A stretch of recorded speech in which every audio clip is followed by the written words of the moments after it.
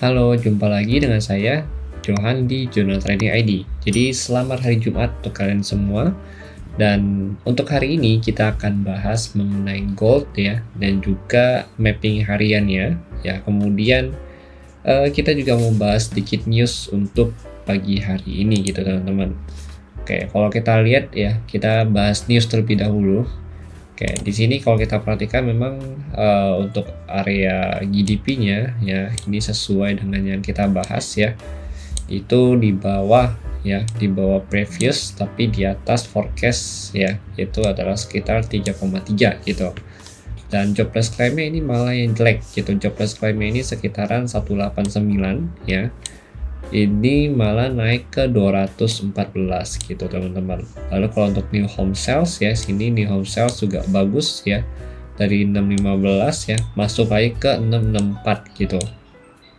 Nah kemudian kalau kita perhatikan lagi di jam 20.30 ya, ini ada core durable goods order ya di sini. Nah ini kalau kita perhatikan ada dari 0,5 ya masuk ke 0,6. Nah ini ada peningkatan gitu teman-teman. Jadi yang kurang bagus itu sebenarnya kalau kita lihat ya, ini dari Ines Jobless Claim aja sih gitu, selebihnya oke gitu. Kenapa yang GDP kita bilang masih oke? Karena dia ini masih GDP report di awal tahun gitu, maksudnya kayak Q4 tapi yang awal gitu. GDP dia kan ada kurang lebih 3 kali report.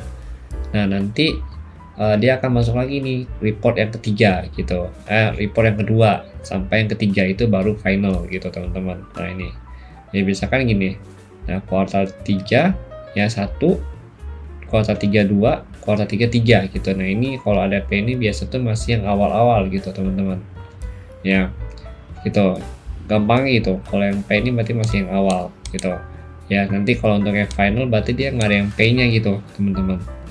Nah ini kita masih tunggu report yang kuartal 4 tapi yang keduanya gitu.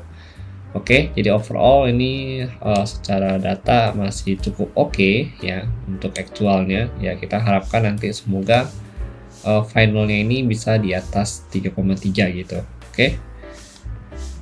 Untuk hari ini ya, untuk hari ini kita mau lihat.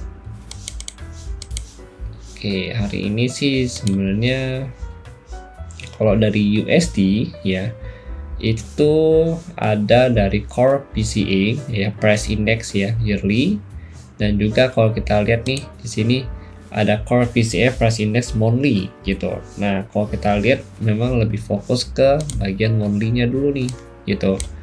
Oke, kalau mau yearly itu kan adalah rangkuman selama 1 tahun, tapi kalau monthly itu artinya ini untuk yang bulan Desember gitu. Nah, tapi ini kalau yang monthly ini udah mencakup selama 2023 gitu teman-teman ya. Ya kalau kita lihat memang dari 0,1 diforecastkan naik ke 0,2 ya. Ini artinya positif untuk yang monthly-nya. Lalu untuk yang previousnya ini dari 3,2 forecastkan ke minus 3,0 gitu ya. Atau ada penurunan nih minus 0,2 gitu. Ya, tapi kalau kita lihat memang overall ini mix ya datanya ya, kalau dilihat dari yearly dan juga monthly-nya gitu. Oke, untuk make sure kita coba open filternya dulu. Di sini kita centang bintang 2-nya.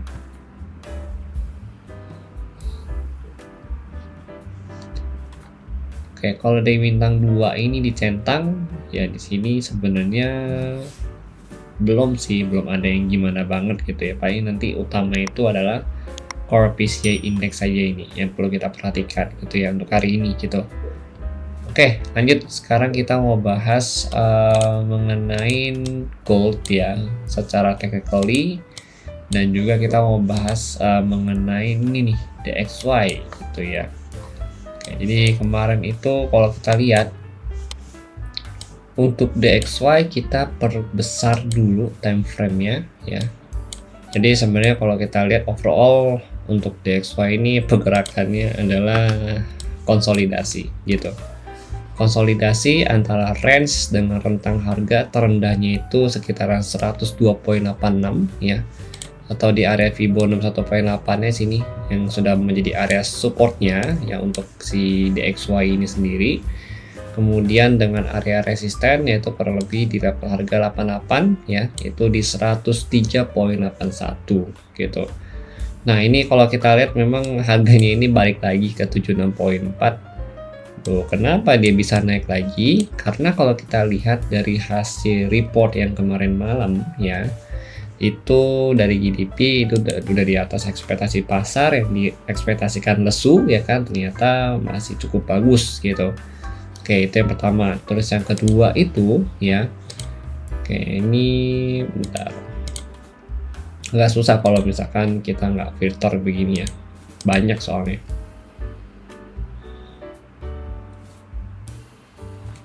Nah ini. Ya, jadi penyebabnya adalah yang pertama GDP ya yang diekspektasikan itu melemah ya, ternyata di atas ekspektasi pasar. Dan itu cukup bagus untuk performa dari DXY. Kemudian ada core durable goods ordernya ini ya diekspektasikan melemah juga nih dari 0,5 ke 0,2 gitu. Ternyata dia membaik gitu, menguat datanya gitu kan. Nah, cuma di sini agak mengecewakan hasil dari Indonesia Jobless Claims setelah dia turun ke 189, terendahnya itu 187. Ya ternyata dia naik lagi ke 214.000 gitu ya. Ini doang sih kalau dari yang DXY ya, data kemarin yang mengecewakan gitu. Nah terus di jam 10 malam ya, di sini ada new home sales ya, dimana ini dari 615 naik ke 064. Itulah faktor kenapa DXY bisa manjat lagi ya, bangkit ya, dan bertahan closing di atas 76,4 gitu teman-teman. Kayak gitu ya. Nah sekarang kita mau lihat nih peluangnya kemana gitu loh. Kalau dari hasil pantauan saya ya, pandangan saya untuk DXY di hari Jumat ini, nah ini kita hapus dulu deh. Selama dia bertahan di atas 103,39 ya, ini untuk DXY ya, itu dia masih potensi melanjutkan kenaikannya ke sini ke 88% ya, atau 103,81 gitu. Ini masih jadi target utamanya dia gitu, dan tertingginya itu masih ke sini ke 104,25. Yo, kenapa bisa ke sana? Karena ini sebenarnya adalah zonanya dia gitu. Oke, ini zonanya dia nih. Nah, ini. Ya ini current height-nya dia. Nah, ini jadi area zonanya dia. Tapi kalau misalkan kita mau ambil zona yang lebih akurat lagi, kita bisa ambil di sini. Nah, ini. Ini ada sedikit order block ya. Cuma ini ada dua candle yang kejepit. Ini mulai dari level harga kurang lebih di 104,54 ya sampai 103,99 gitu. Jadi kalau kita lihat nih height yang kemarin ya, dia sempat reject di bagian sini gitu ya, maka ini masih jadi patokan kita untuk DXY dapat melanjutkan kenaikannya kembali gitu. Targetnya di mana sih? Kalau udah berhasil break dari kotak biru ini ya, atau di level harga 104,54 ini ya, ini dia targetnya ke sini 105,24 gitu di Fibo 127,20 gitu. Oke, tapi kalau kita lihat dari hasil newsnya kan condong mix ya untuk yang hari ini gitu ya, tapi let's see ya nanti bagaimana, soalnya ini kan hari Jumat juga ya. Hari Jumat itu kan ya penutupan pasar lah gitu, jadi harus agak berhati-hati gitu dengan harga hari ini. Oke, jadi selama dia bertahan di atas 103, ini patokan kita ya, yang Fibo 76,4, dia masih akan menunjukkan kenaikan. Tapi kalau misalkan dia berhasil closing ya, atau 4 jamnya deh kita lihat ya, minimal 4 jam berhasil closing di bawah 76,4, nah ini artinya dia ada harapan lagi untuk retest kembali ke bawah gitu, ke angka 61,8 ya, atau di 102,86 kembali gitu. Nah ini main level kita di sini ya, jadi jangan lupa gitu, kalian boleh catat nih ya, ini tetap masih jadi area main level kita gitu. Oke, lanjut lagi. Sekarang kita mau bahas dari segi XAUUSD. Soalnya kalau dari DXY ini udah clear gitu.